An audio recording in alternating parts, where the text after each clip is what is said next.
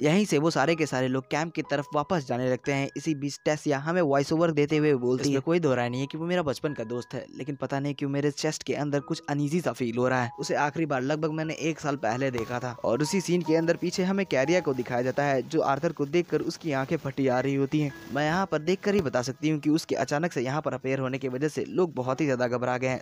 यहीं से scene change होकर बेस पर आता है, जहाँ पर एक टेंट के अंदर आर्थर की इन्वेस्टिगेशन चल रही होती है।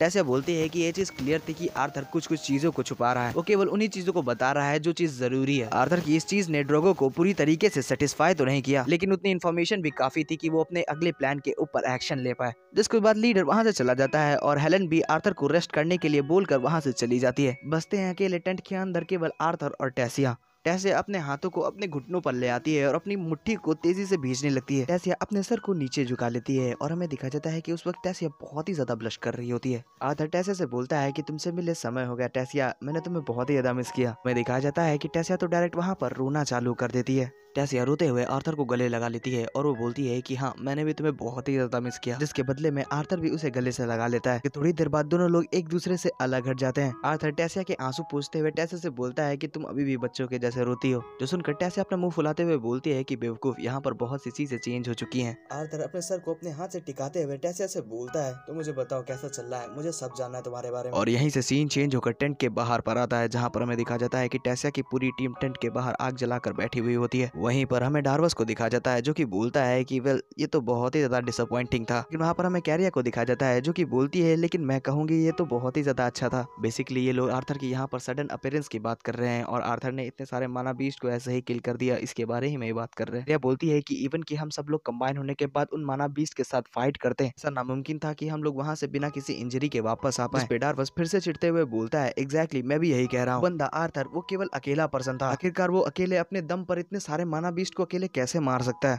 जिस पे कैरिया फिर से डार्वस को चिढ़ाते हुए बोलती है कि मुझे यहाँ पर जलने की बदबू क्यों आ रही है, जो सुनकर स्टैंडर्ड कैरिया को करेक्ट करते हुए बोलता है कि इसे जलन नहीं कहते, इसे एनवे करना कहते हैं।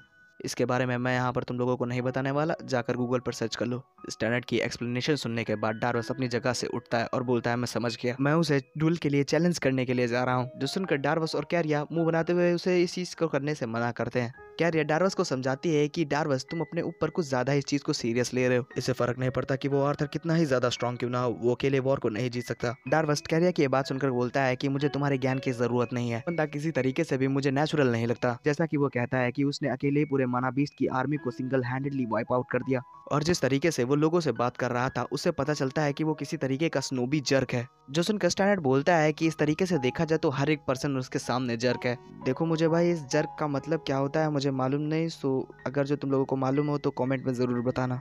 स्टैंडर्ड की ये बात सुनकर डार्वस मुंह बनाते हुए बोलता है, क्या क्या तुम उसके साइड हो? जो सुनकर स्टैंडर्ड अपने सर के ऊपर हाथ रखते हुए बोलता है कि मैं किसी के भी साइड नहीं हूँ, हमने अभी तक उस पर्सन से सही से बात तक नहीं की है, इसलिए उसके बारे में अपना ही ओपिनियन बना लेना इस तरीके से ये गलत होगा। क्या तुमने टेसिया को आर्थर के बारे में बात करते हुए सुना नहीं है? जो सुनकर डार्वस स्टैंडर्ड के ऊपर गुस्सा करते हुए बोलता है कि टेसिया का दिमाग उसके बचपन की मेमोरीज से भरा हुआ है और तुमने भी उनके रिलेशनशिप के बीच में टेंशन को महसूस किया होगा। डार्वस अब अपनी लिमिट को क्रॉस करते हुए बोलता है कि हे, मेरे हिसाब से तुम्हारे लिए अच्छा मौका है, तुम अब उसके ऊपर चांस भी मार सकते हो। डार्वस की ये बात सुनकर स्टैंडर्ड गुस्से में आ जाता है। स्टैंडर्ड गुस्से में डार्वस की चेस्ट के ऊपर अपनी उंगली से पोक करते हुए डार्वस से बोलता है, यहाँ पर तुम बच्चों के जैसे मुझे इन चीजों के अंदर घसीट रहे हो। डार्वस बोलता है कि मैं ये सारी चीजें अपनी इंस्टिंक्ट के बेसिस के ऊपर बोल रहा हूँ और ना चाहते हुए मुझे एक्सेप्ट करना पड़ेगा कि डार्वस इस जगह पर सही कह रहा है, कि मैंने ये चीज रिसेंट के चैप्टर के अंदर नोटिस की है कि स्टैंडर्ड जो है वो टेसिया के लिए अपनी फीलिंग्स को डेवलप कर रहा है। सो आगे देखो तुम्हें पता चल जाएगा, स्पॉइल नहीं करूंगा और मुझे भी नहीं मालूम क्योंकि। और इसी तरीके से वो दोनों लोग एक दूसरे के पॉइंट्स को पकड़ते हुए एक दूसरे की बेइज्जती करते हुए झगड़ने लगते हैं, जो कि बहुत ही ज्यादा कोई खास नहीं है, इसलिए मैं इस कन्वर्सेशन को स्किप कर रहा हूँ। डार्वस गुस्से में अपने दांत को भींचते हुए स्टैंडर्ड के कॉलर को पकड़े हुए होता है। उसके बाद डार्वस झटके से स्टैंडर्ड के कॉलर को छोड़ते हुए बोलता है, डैम इट, तुम सही कह रहे हो, मैं अपने बूढ़े आदमी के जैसे होता जा रहा हूँ। कि तभी पीछे से आवाज आती है, हे गाइस, हमारी मीटिंग हो गई।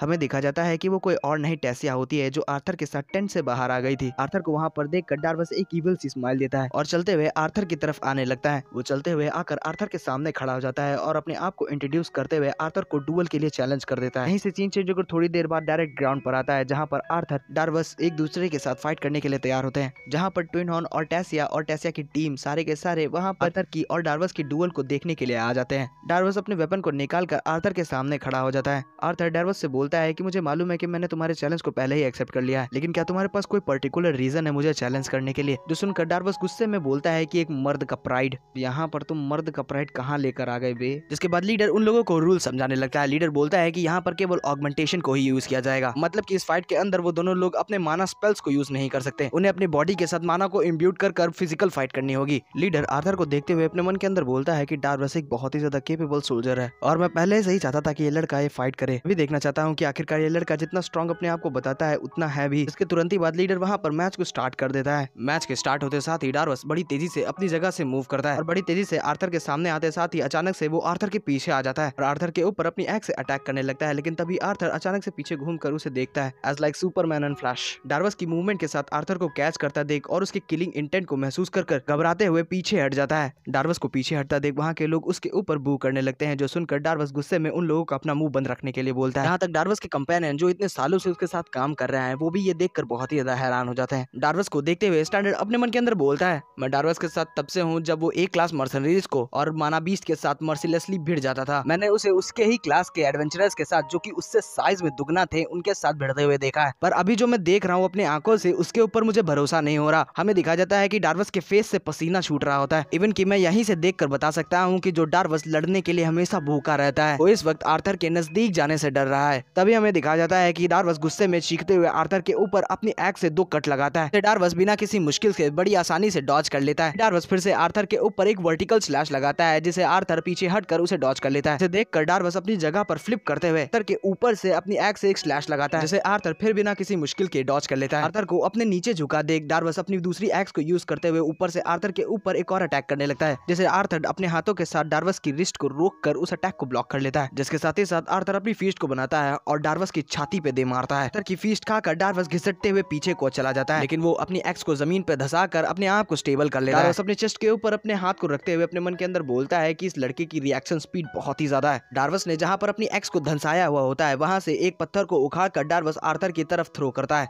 जिसे आर्थर अपने हाथों से फ्लिक करते हुए उसे चकनाचूर कर देता है। इसकी आड़ में डार्वस आर्थर के पीछे चला जाता है और अपने अटैक के साथ आर्थर की नेक को एम करने लगता है। लेकिन इससे पहले डार्वस को कुछ भी पता चलता आर्थर बड़ी तेजी से मूव करते हुए डार्वस के उस अटैक को डॉज कर लेता है, जिसे डार्वस कुछ सेकंड के बाद महसूस कर पाता है। इससे पहले डार्वस कुछ भी रिएक्ट करता आर्थर बड़ी तेजी से मूव करते हुए डार्वस की बॉडी के ऊपर अलग अलग जगह से अटैक करने लगता है। आर्थर सबसे पहले डार्वस की स्पाइन, शोल्डर और थाई के ऊपर अटैक करता है, जिसका दर्द डार्वस के फेस के ऊपर साफ साफ झलक रहा होता है। आर्थर डार्वस के सामने आकर उसकी बॉडी के ऊपर बहुत सारे पंच थ्रो करता है और बड़ी तेजी से वो डार्वस के पास से हट जाता है। उसके बाद डार्वस की बॉडी के ऊपर अलग अलग जगह से चटकने की आवाज आती है और डार्वस के हाथ से उसे दोनों एक्स छूटकर जमीन पर गिर जाती हैं। डार्वस आड़ा बेड़ा होकर 4 कदम चलता है और जाकर जमीन पर गिर जाता है, जिसे देखकर लोग सोच रहे होते हैं कि आखिरकार यहाँ पर हुआ क्या। कैरिया हमें बताती है कि ये तो माना फ्लो रप्चर है, जो सुनकर स्टैंडर्ड बोलता है कि तुम्हारा मतलब माना फ्लो रप्चर। इसके अंदर माना के चैनल को ब्लॉक कर दिया जाता है। मैंने इसके बारे में किताबों में पढ़ा था, लेकिन पर ये पॉइंट्स जिनसे माना फ्लो को ब्लॉक किया जाता है वो पॉइंट्स एक ऑगमेंटर जब अपनी बॉडी को अपने माना से स्ट्रेंथन करता है तब वो छुप जाते हैं। कैरिया बोलती है और तो और ये पॉइंट्स इतने ज्यादा छोटे हैं कि इन्हें रियल बैटल के अंदर यूज करना नामुमकिन है। वहीं पर हमें आर्थर को दिखाया जाता है जो डार्वस से बोल रहा होता है क्या तुम्हें मदद की जरूरत है, जो सुनकर डार्वस गुस्से में उससे अपने आप से दूर रहने के लिए बोलता है। ये देखकर स्टैंडर्ड एक ऑकवर्ड सी स्माइल देते हुए बोलता है कि मुझे लगता है कि हमने यहाँ पर कुछ अमेजिंग विटनेस कर लिया। तभी हमें डार्वस चीखने की आवाज सुनाई पड़ती है। डार्वस गुस्से में चीखते हुए बोलता है कि आखिरकार मेरे साथ हुआ क्या, मैं अपनी बॉडी को हिला क्यों नहीं पा रहा हूं। तभी हमें पीछे से आवाज आती है कि बच्चे अभी तुम ठीक हो, जो सुनकर वहाँ के सारे लोग जिस तरफ से आवाज आई होती है उस तरफ देखने लगते हैं। टैसिया उन्हें देखकर बोलती है कि आखिरकार ये यहाँ पर कब आए। तर उन्हें देखकर स्माइल कर रहा होता है और हमें दिखाया जाता है कि वो कोई और नहीं असल में ग्रैंडपा होते हैं, टैसिया के ग्रैंडपा और एल्डर। और यहीं से सीन चेंज होकर टेंट के अंदर पर आता है जहाँ पर ग्रैंडपा आर्थर की गर्दन को अपने हाथ से जकड़े हुए होते हैं। ग्रैंडपा बोलते हैं बच्चे तुमने हमें इन्फॉर्म नहीं किया कि तुम वापस आने वाले हो। वहीं पर उनकी गर्दन में जकड़ा हुआ आर्थर उनसे बोलता है कि उनसे फिर से मिलकर उसे बहुत ही ज्यादा खुशी हुई। और यहीं पर हमारी इस एपिसोड की एंडिंग होती है। होप करता होगा आप लोगों को मेरी ये एक्सप्लेनेशन पसंद आई होगी और इसी तरीके की एक्सप्लेनेशन देखने के लिए वीडियो को लाइक कर दें और इसे शेयर कर दें। कमेंट में जाकर एक कमेंट छोड़ दें। चैनल पर नए हो तो चैनल को सब्सक्राइब भी कर दें। अगले एपिसोड्स के साथ होगी आपसे मुलाकात, तब तक के लिए खाते पीते रहे, खुश रहें, अपने और अपने प्यारों का ख्याल रखें। बाय।